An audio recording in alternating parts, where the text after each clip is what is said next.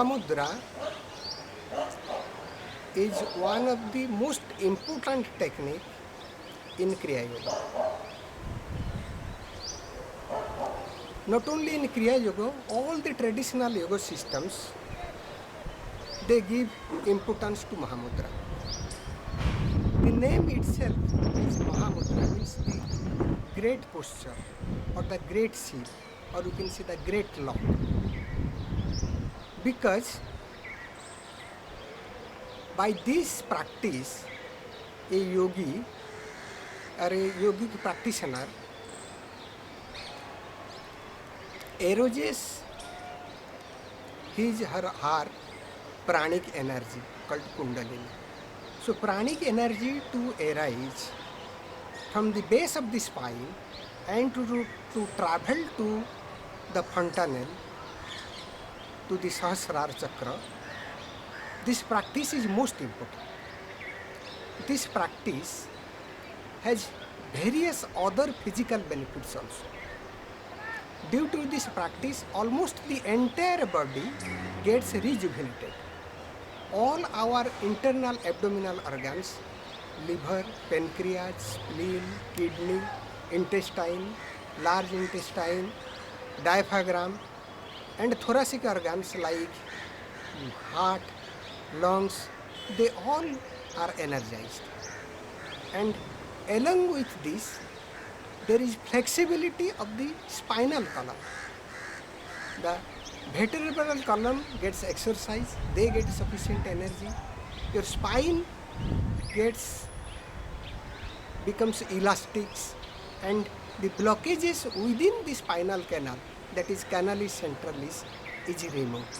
In this way, one helps in erosion the pranic energy, Kundalini, from Muladhara to Sahasrara.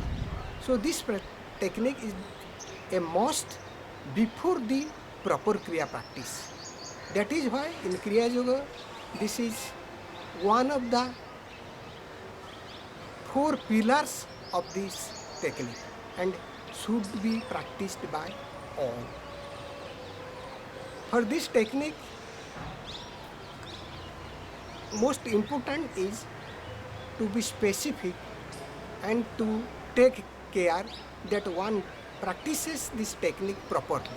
Without proper practice, and one will not be able to reap the results. That is why here in this technique, we give most importance to the perfections in this technique. Now, I am just showing you how to do the technique.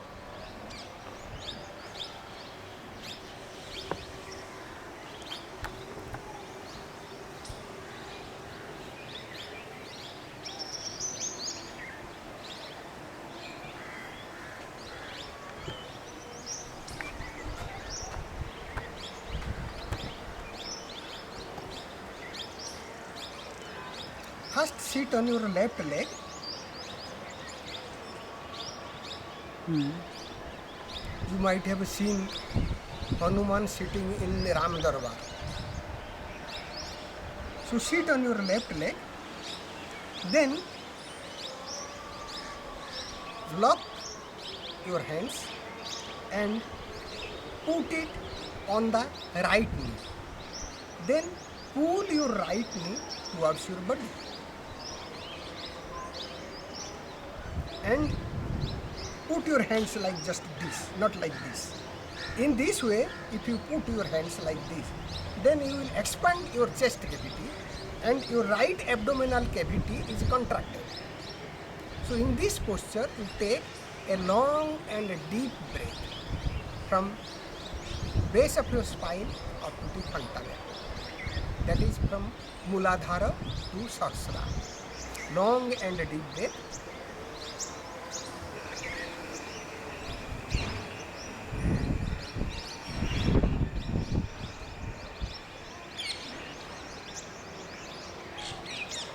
After the long and deep inhalation, you have to retain your breath. Now, slowly move your left knee and sit, pressing your perineum with the left heel. and your right leg is spread out. Now with the thumb and first finger hold the big toe and stretch as much as you can. Here most of the practitioners, what they do, they just lift the knee, and if you lift the knee you will not do the proper practice. Instead, if you are not able to hold, you can hold like this, you can hold like this, and gradually you will improve to hold your big toe and then stretch. After stretching, you have to come to the previous position. Again sitting on the left leg and placing your hands as you are doing. Now you exhale. This much is the retention time.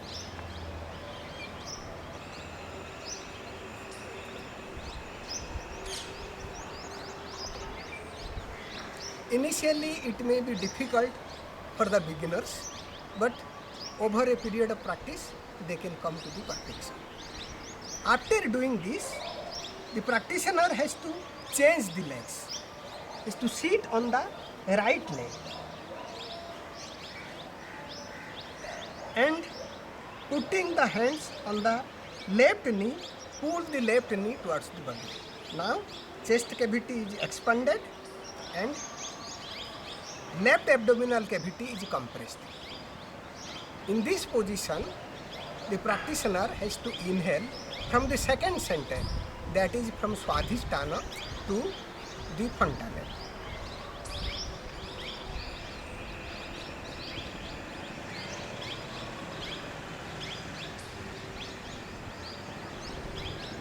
After inhalation, retain the breath, move the right leg and with the right heel press the perineum, and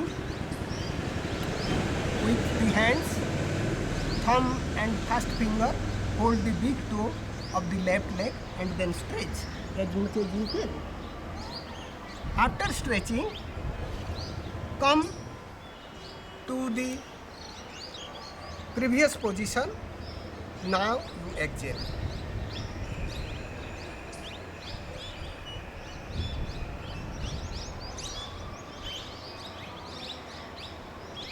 Then the practitioner has to sit on his or her hips, both the knees joined, and foot taking rest on the toes, heels above, spreading the hands, not like this, because many people do like this wrongly. In this way, you will expand the chest cavity and contract the entire abdominal cavity. Now in this state, take long and deep breath from the third center, Manipura to Sahasrara.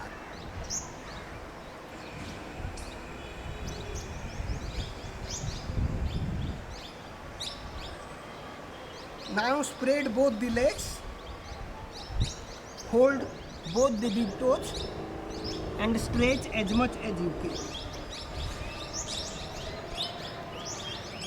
Then come to the previous position.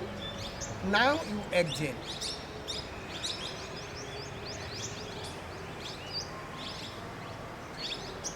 So this is half round of Mahamudra.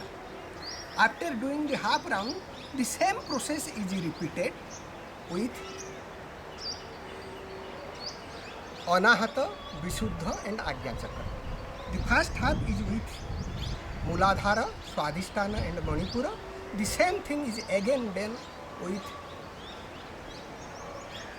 as we have done first half with Muladhara, Swadhisthana and Manipura, and second half with Anahata, Visuddha and Ajna. And this completes one round of Mahamudra. But there are certain contraindications to do this technique. Those who are having backache problem, they should not do this technique. they should show to a doctor, then take the help of a yoga therapist, first cure their backache problem, and then they can do this technique. If without curing the backache problem they do the forward bending, they may aggravate their backache problem. Second thing, those who are suffering from acute high BP, they also should not do this technique, because in this technique, since there is excess blood flow to the head region, they may have some problems. That is why they have to do other techniques, breathing techniques, to cure that element and then come to this technique. For the ladies, it is advised that they should not do this technique during their periods, because if they do these techniques during their periods, due to the contraction of the lower abdomen, they may have some problem. So during those days, this technique is to be avoided. And if this technique done perfectly,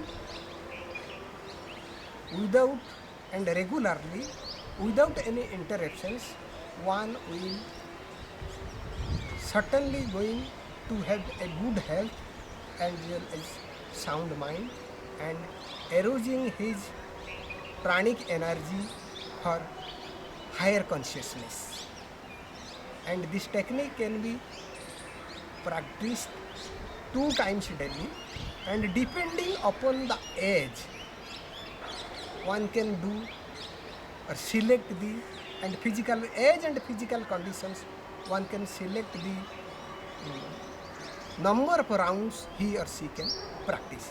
For that, he or she has to take the help of a advanced practitioner.